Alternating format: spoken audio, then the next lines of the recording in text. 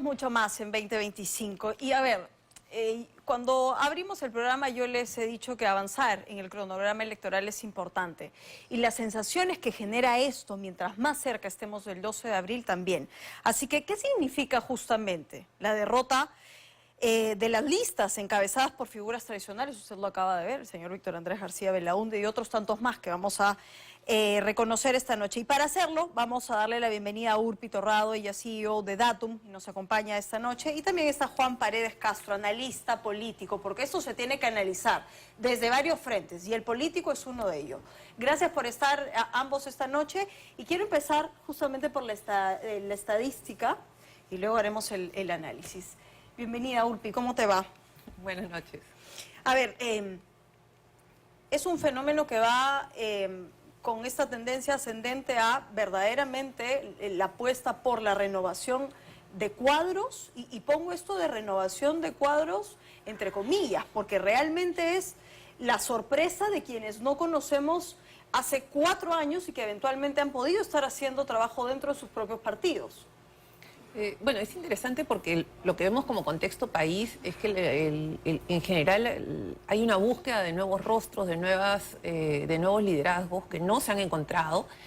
Cuando nosotros preguntamos a la gente cuál es el candidato ideal, hablan de un candidato nuevo, no, claro, un político no tradicional. Pero luego también te dicen que quieren que tenga experiencia, o sea, no quieren a alguien improvisado. Entonces, claro, en esas contradicciones, luego volteamos a ver la oferta de los partidos, y dentro de los partidos, particularmente, bueno, hemos visto las elecciones internas este fin de semana y han habido partidos con listas únicas y partidos con 14 candidatos, ¿no? Y que no se asuma es lo difícil, ¿no? Y más allá de que el debate permita lo que sea, lo que hoy no ocurrió es una autocrítica de parte de Acción Popular. Voy al análisis de cara acá. Hay dos elementos importantes que ha mencionado Urpi, ¿no? El hecho de renovación de cuadros, pero que tenga experiencia, ¿no? Y hay un doble análisis ahí respecto de, ok, sobre todo en el señor Valderrama, es un rostro nuevo políticamente, pero va en un partido tradicional. ¿Cuál es el análisis ahí? Bueno, a mí me alegra en primer lugar que el APRA haya encontrado la oportunidad de revitalizar su presencia en el sistema de partidos que no tenemos. Digo esto un poco irónicamente, un sistema de partidos que no tenemos, porque creo yo que lo que más anhelamos de un sistema democrático es tener un sistema de partidos, y no lo tenemos. Del 2000 en adelante hemos vivido un colapso de partidos. Miremos qué pasó con el partido de Toledo habiendo gobernado. No existe. El propio partido aprista, García hizo su mejor gobierno y sin embargo en la siguiente elección el partido prácticamente desapareció. Y estamos asistiendo a la revitalización, al renacimiento del partido aprista después de muchísimos años y con un colapso donde tampoco otros partidos que hicieron gobierno, como el de Pedro Pablo Kuczynski, tampoco existen. Y el partido de Humala, que también hizo gobierno, no existen. Entonces, creo yo que esta es una gran oportunidad, por eso me alegro mucho de que esta elección interna del APRA, ¿no?, haya sido una elección fraterna. Creo yo que va a llevar a la unidad, porque tampoco Valderrama ha ganado muy holgadamente. No. Lo que significa que va a tener que hacer una candidatura de unidad, o sea, y de hecho que tiene que hacerlo, para buscar una presencia en el electorado. La pregunta es si este electorado justamente va a empezar a apelar mucho más a el perfil Urpi, ¿no? Es un joven de 30 en la edad. El hecho de que tenga un vínculo incluso con Alan García, ¿no?, como uno de sus discípulos, y que de una u otra manera, y lo pone, yo vuelvo a citar la nota del Comercio que está súper interesante hoy de Sebastián Ortiz, porque habla de que él tiene mucho apoyo de operadores políticos no tradicionales dentro del propio partido aprista. Bueno, en línea con lo que decía Juan, acá hay una oportunidad de construir un sistema de partidos y partidos, es decir, con bases sólidas que no solamente representen a una ciudad o a un sector o a un determinado segmento, sino bases sólidas, ¿no? Porque precisamente para poder construir liderazgos, no solamente a nivel nacional y pensar solo en la presidencia.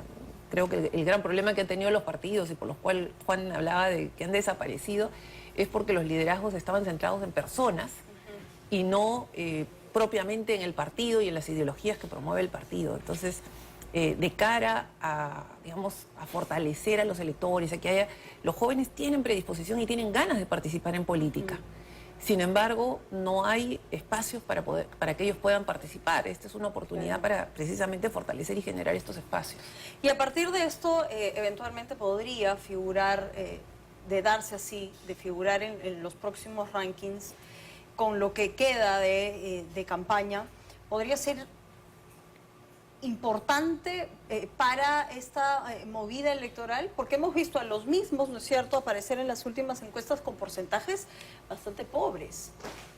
Es que la fragmentación nos está llevando, no solamente la fragmentación, sino el ausentismo grande en la intención de voto, lo podrá confirmar Urpi Torrado, ese ausentismo que anda por el 50%, no es ausentismo, es ¿qué te digo? Los indecisos. Es claro. la indecisión, digamos, del 50% más o menos, ¿no? Y más la fragmentación hace que, bueno, tengamos pues una intención de voto que está bordeando en el mayor de los casos, creo que 12 o 14%, no sé. ¿A cuánto se puede llegar? El 2021, ¿cuál fue el porcentaje de los dos primeros? Claro, si nosotros comparamos al 2020, que es, digamos, diciembre del 2020, a 4 meses de las elecciones, en realidad estábamos igual de fragmentados, había el mismo porcentaje de indecisos y a medida que se fue acercando y más bien en febrero es que se empieza a aclarar y a disminuir los indecisos y los que ocupan los dos primeros lugares era Castillo con 19%, Keiko con 10%, 12%, si no me equivoco. Que ese es el problema que hemos tenido en los últimos años, es que los dos candidatos que han ocupado los primeros lugares no llegaban ni siquiera al 50% de los votos.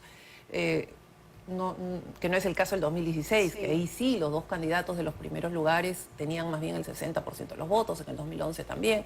Entonces, claro, eso hace que haya una crisis también de representatividad, porque el ciudadano no se siente representado porque esa fragmentación se va a reflejar, se va a traducir muy nítidamente en el Congreso, porque la primera vuelta define el Congreso que vamos a tener. Bueno, y vemos a propósito de la renovación y demás que vamos a tener mucho de este Congreso que se despide en esta doble cámara, ¿no? A ver, Enrique Valderrama por un lado, Carla García por otro lado.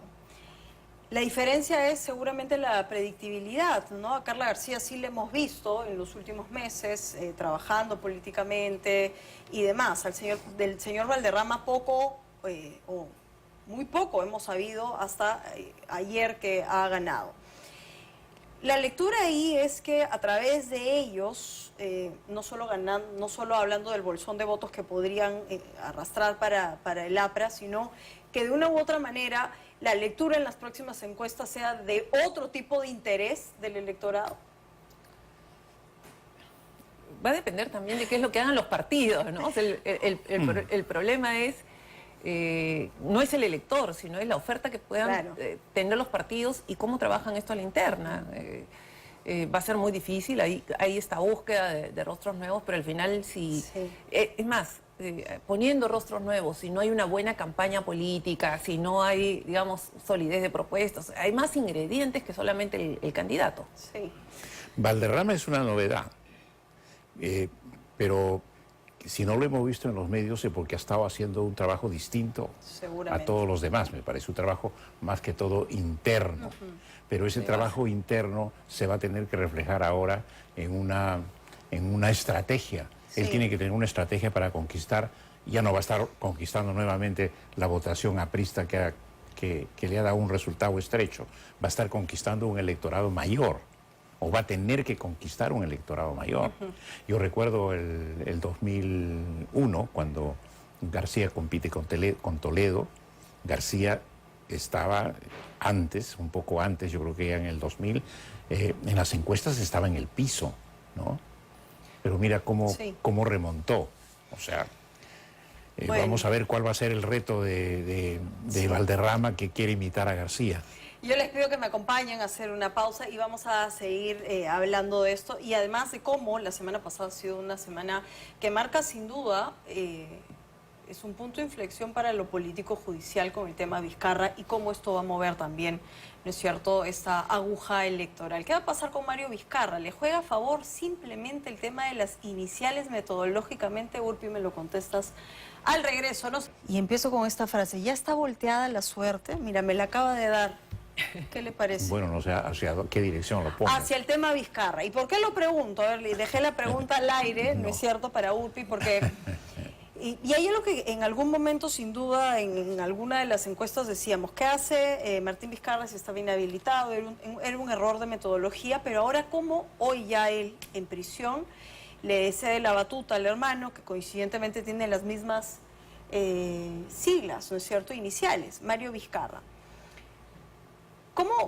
¿Cuál es el análisis posiblemente de estadística con este tema, ¿no? La prisión y el nuevo liderazgo. Hay quienes seguramente ni conocen el perfil de Mario Vizcarra y ubicarán el MB y dirán, bueno, por aquí es. Bueno, no va a ser tan fácil, pero... A ver, nosotros no hemos publicado hasta ahora encuestas de intención de voto, estábamos esperando estas internas de los partidos para tener los candidatos, porque claro, luego es muy difícil tener una lectura y hacer comparativos de la evolución si cada medición pones candidatos distintos, porque basta que pongas o quites a uno y todo se te dispara porque los porcentajes son muy pequeños. Entonces no hemos estado publicando, hemos estado haciendo para poder tener una lectura y poder hablar, digamos, basados en datos sin necesariamente revelar los resultados. Y sí te puedo decir que un porcentaje importante de gente sí sabe que cuando hablamos de Mario Vizcarra, se trata del o cuando se habla de Vizcarra se sabe que es el hermano. ¿Cómo le va? Bueno, pero no había una sentencia, ¿no? Hoy día, con una sentencia, si se va a terminar victimizando y favoreciendo al hermano, ese es un escenario. Y otro escenario es que, al contrario, ¿no?, la gente tome conciencia y más bien genere rechazo. Eso no lo vamos a saber hasta la siguiente encuesta, que estamos precisamente saliendo a campo en estos días.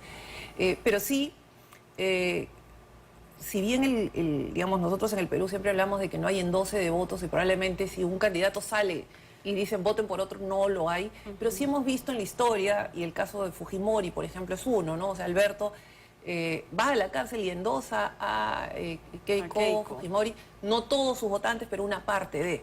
Entonces, va a ser el mismo caso para Vizcarra, eso no lo sabemos y no lo sabremos hasta más adelante, pero ambos escenarios son perfectamente posibles. ¿Pero qué nos dice el análisis político? ¿Va a haber un endose importante, cree usted? Bueno, yo estoy de acuerdo con Urpi en el sentido de que no hay muertes en política en primer lugar, no hay muertes en política, ¿no? Hay victimizaciones fuertes, ¿no?, y victimizaciones débiles. En el caso, por ejemplo, de Alberto Fujimori, que fue condenado por corrupción y derechos, digamos, por violación de derechos humanos. Una condena muy fuerte, pero muy controvertida también. Una condena muy controvertida. Y Keiko Fujimori fue favorita 3 veces en elecciones, ¿no? Entonces, en el caso de Vizcarra, él no llega en olor a multitud, digamos, a la cárcel de Barbadillo. Él llega con muchos cuestionamientos encima. Su condena ha sido una condena no controvertida. Yo creo que ha sido una condena bastante firme por sus delitos, además con acusación muy transparente y sólida. Y por otro lado tiene otras acusaciones más y otros procesos más encima. Entonces, yo creo que la victimización va por la mitad, diría yo, en relación con la votación que tiene. Anda, creo yo, en el 5% o en el 4%, ¿no?, que es la votación que tendría Vizcarra y su hermano, ¿no?, en ese cruce. A ver qué es lo que va a ocurrir más adelante. Oficialmente las listas salen el 23, ¿verdad? El 23 de diciembre es el último día para registrarlas. Yo sé que es bastante complicado porque además sin la data oficial y demás, tener un análisis sesudo y mucho más certero es difícil. Pero hay algo importante y yo creo que se mueve hace mucho y es que seguramente es el voto castigo. Por estos no. Pero, y en la búsqueda de por quiénes sí, ¿qué es lo que el elector debería tener en cuenta, señor Paredes? Yo creo Dele que una guía al elector. es muy difícil decir al lector cuál debe ser su comportamiento respecto de los candidatos, pero por lo que hemos visto en la política en los últimos tiempos, es decir, la política y su descrédito, la política y su falta de conexión con la realidad, la política, digamos, cómplice con muchas situaciones anómalas en el país, viendo todos esos comportamientos, el mejor y el mayor consejo que uno le daría al elector es que simplemente se informe bien, ¿no? Que no convierta su voto en una ficha y menos en un cheque en blanco, porque a la hora de delegar poder, estás delegando poder presidencial y poder parlamentario. Son delegaciones potenciales en la suerte del país. Sin duda. Entonces, firmarle un cheque en blanco, ¿no? a un país sin intermediación política, ¿no? es bastante. Tal vez, Urpi, podamos grave. incluir ahí la pregunta de ¿se siente usted buen elector? Nosotros no hemos preguntado si es un buen elector, pero sí hemos hecho una pregunta que creo que complementa muy bien lo que decía Juan respecto al estar informado, y es que la gente hoy día no es capaz de distinguir qué noticia es verdadera y de cuál es falsa, ¿no? O sea, les hemos preguntado, ¿puedes distinguir? Y la gente no sabe cómo distinguir. Y eso yo creo que va a ser un tema importantísimo en esta campaña, donde va a haber mucha desinformación, muchos fake news, y digamos, mi mejor consejo es busca... No, y te agradezco, porque eso nos permite a nosotros renovar el compromiso de hacerlo bien, porque aquí todos tenemos que, como dice la frase, mojarnos para que esto salga bien en adelante. Gracias, Urpi, por haber estado esta noche con nosotros. Gracias, señor Paredes, también. Ojalá estemos sentados en esta mesa el 12 de abril, a ver qué pasa, ¿no es cierto? Gracias.